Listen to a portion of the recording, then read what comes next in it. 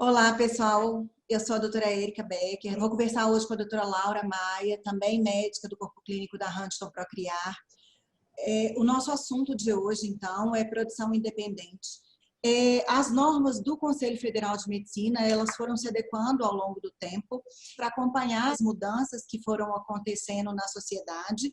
E a primeira resolução que a gente tinha de norma ética, quando se tratava de tratamento de reprodução, de 1992, aparecia que a candidata aos tratamentos de reprodução assistida poderia ser qualquer mulher capaz, ou seja, as mulheres capazes nos termos da lei poderiam vir procurar a clínica e realizar um tratamento. Em 2010, a gente teve uma atualização e o texto mudou para que qualquer pessoa capaz fosse candidata a esses tratamentos. Então, qualquer pessoa estável, social e emocionalmente já poderia realizar o tratamento.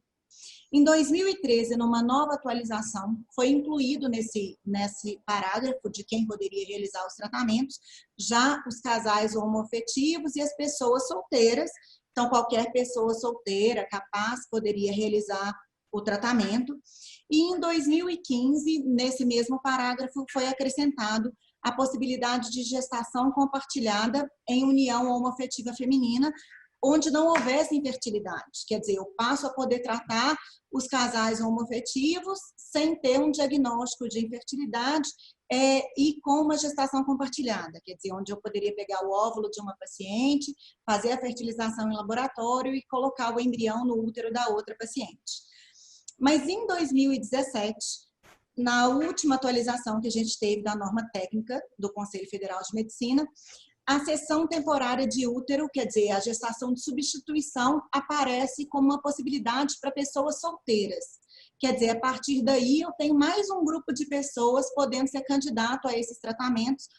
O homem que usaria esse útero de substituição já pode ser um indivíduo solteiro que vai procurar assistência.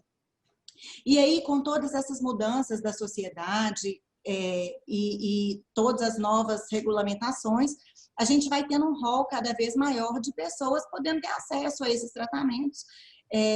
E aí eu e a doutora Laura decidimos, então, conversar um pouquinho sobre isso, sobre essas gestações e essa família monoparental. Então, Laura, quando uma paciente chega no consultório, né, e aí ela quer engravidar, mas ela não tem parceiro fixo, como que ela faz? Qual que é o procedimento que ela vai poder fazer? Tem idade para isso? O que ela vai poder dispor, né, de tratamento? Oi a todos, tudo bem, doutora Érica? Tudo bem? A paciente que decide, então, por uma gravidez de forma independente, a gente está dando esse nome novo aqui, que é o nome que a gente usa, que é uma gestação monoparental, que a doutora Érica falou, ou seja, ela tem a intenção de formar uma família, e essa família não vai ser constituída apenas por um dos pais, que nesse caso é o do sexo feminino. Os tratamentos possíveis, então, são a inseminação artificial e a fertilização in vitro. E como que eu vou escolher esse procedimento? A gente tem uma melhor indicação de um ou outro, dependendo da história da paciente, qual que é a idade da paciente, se ela tem alguma doença que foi anteriormente diagnosticada, se ela já engravidou anteriormente, entre outros fatores. Isso a gente consegue avaliar durante a consulta. E durante a consulta a gente também pode avaliar alguns testes de fertilidade, também que a gente chama de reserva ovariana. E nesses testes, a gente vai visar a maior chance da paciente engravidar. O mais importante dessa avaliação vai ser a idade da mulher. Por quê?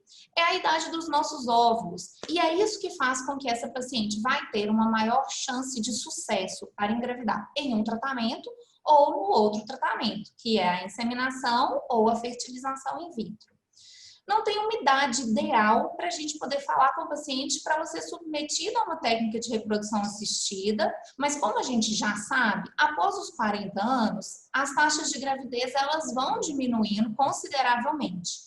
Então, se a paciente ela tem vontade de engravidar e deseja ou opta por essa forma de tratamento, ela não deve esperar a idade passar. A gente observa muito nos atendimentos nos consultórios que a paciente que escolhe gestar de forma independente, ela escolhe, na maioria das vezes, baseado na idade. Não todas as vezes. É claro que a gente tem pacientes também que gostariam de engravidar e de uma forma independente, independente da idade ou independente de ter ou não parceiro para isso. Mas a maioria das pacientes, elas optam por essa forma de tratamento porque elas têm preocupação com a idade vai passando e a gente sabe que a idade limite para a fertilidade é a partir dos 35 anos que a gente diminui essa fertilidade.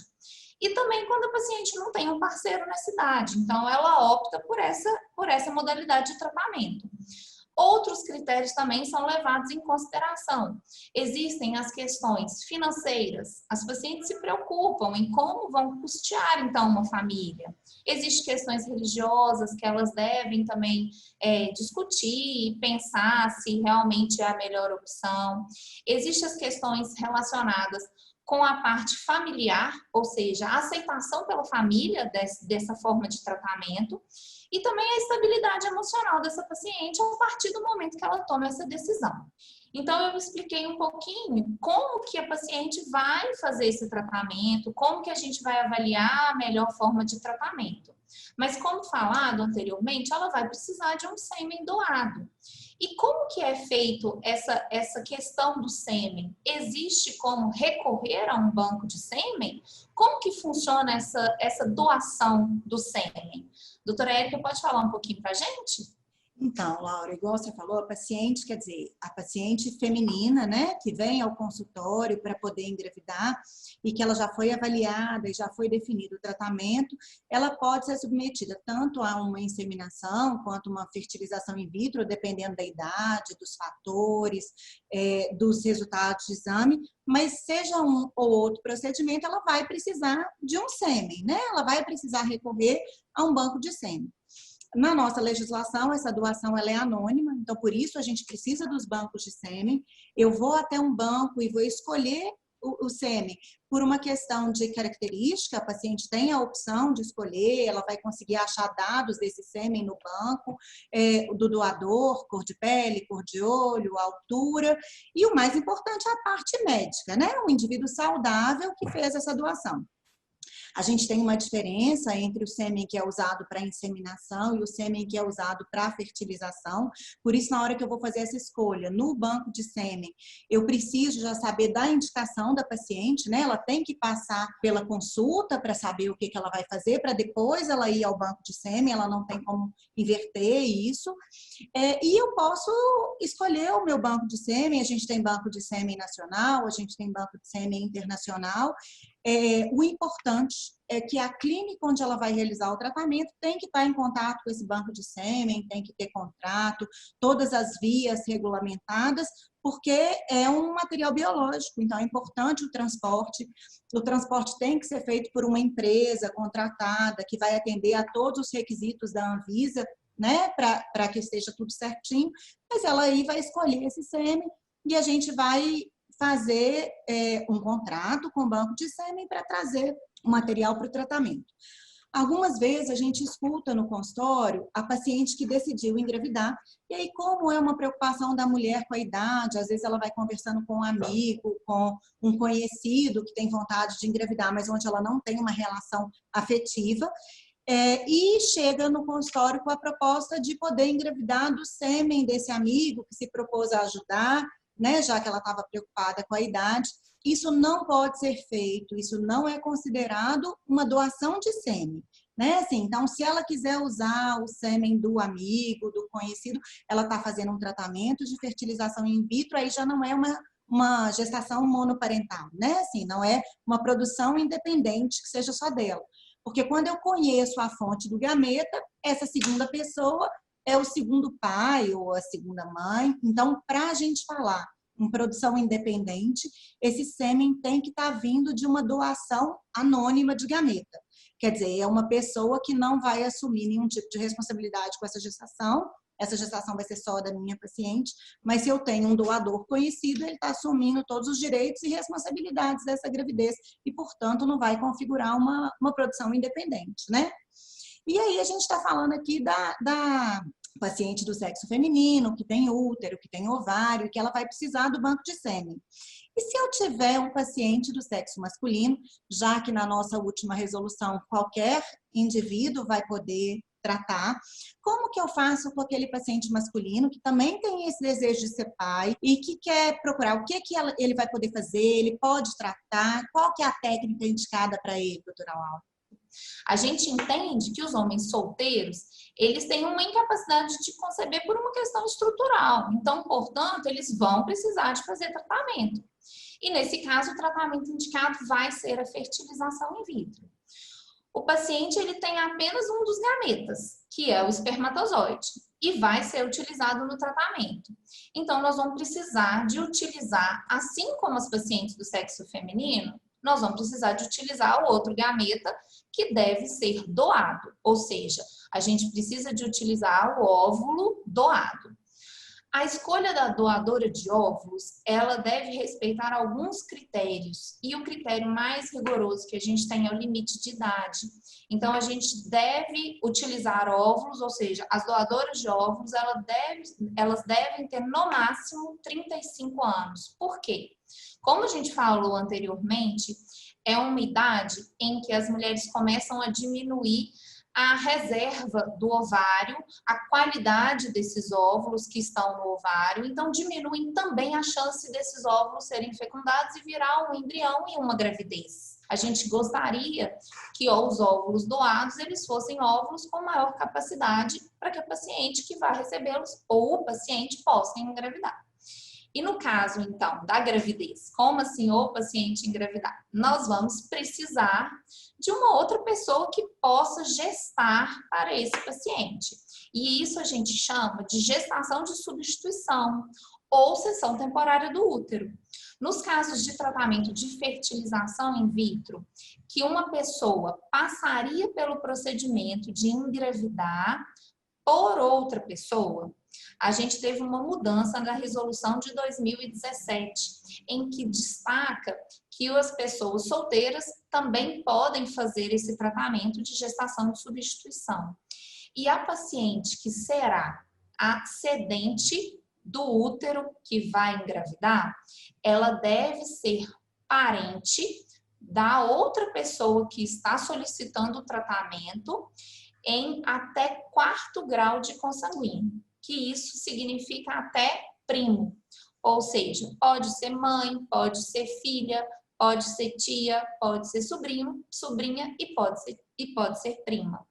Se o paciente, então, não tiver nenhuma pessoa da família de até 4º grau que pode gestar ou que esteja apta a essa possibilidade de ceder o útero temporariamente, ele pode fazer uma solicitação de autorização para o CRM, para que esteja fora do que está escrito na resolução, que não seja parente, e assim o CRM pode avaliar a possibilidade dessa outra pessoa ser a que vai gestar ou não.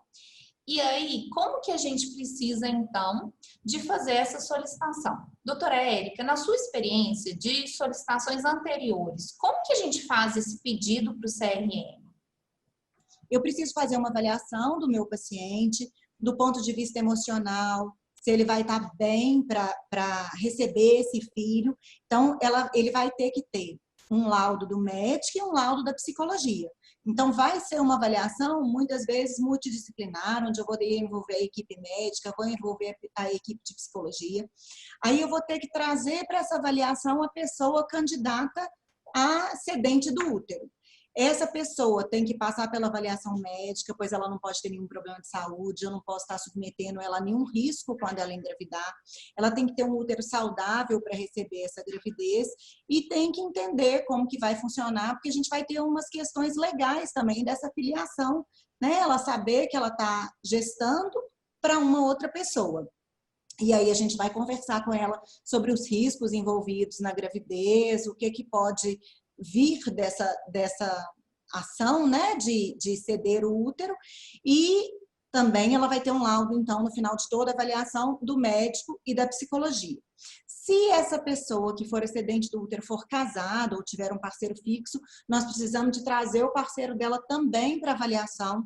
Aí nós vamos fazer uma avaliação do parceiro. Esse parceiro, ele é envolvido em todos os momentos do tratamento, inclusive em assinar termo de consentimento, entender da filiação e saber que essa mulher vai ter uma gravidez, que vai passar por um tratamento médico, né, ao longo desses 9 meses, que vai ter um parto.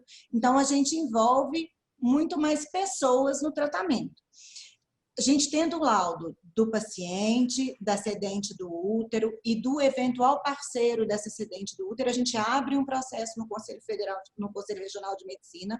Esse processo aí vai ser analisado pela Câmara Departamental do Conselho e a gente espera a resposta para poder, então, seguir ao tratamento. Então, é possível, né? A gente, às vezes, precisa de um pouco de mais de tempo, de paciência, de persistência para não desistir ao longo do caminho, que nem sempre é tão fácil, mas é possível.